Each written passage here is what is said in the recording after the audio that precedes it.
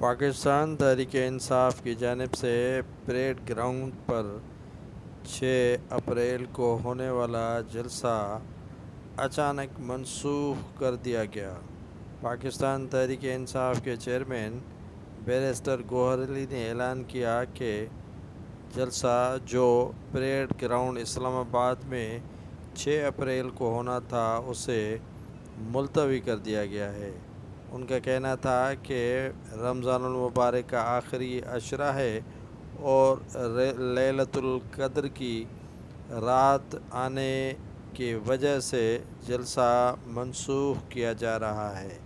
ناظرین، تحریک انصاف نے parade ground پر 6 April کو جلسہ رکھا تھا اور جلسے کی انتظامیہ کی جانب سے اجازت نہ دینے پر شدید احتجاج بھی تحریک انصاف کی جانب سے کیا گیا۔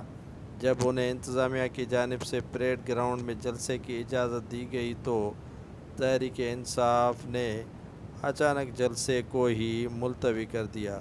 تحریک انصاف کے چیئرمین بیرسٹر گوہر علی کا کہنا تھا کہ وہ لیلۃ القدر کی رات کی وجہ سے جلسے کو ملتوی کر رہے ہیں اور جلسے کے تاریخ کا بعد میں اعلان کیا جائے گا۔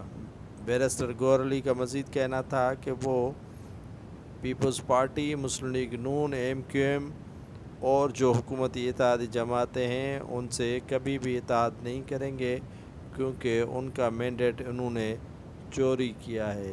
اسی طرح تحریک انصاف کا جو جلسہ 6 اپریل کو پریڈ گراؤنڈ اسلام آباد میں ہونا تھا وہ ملتوی کر دیا گیا ہے۔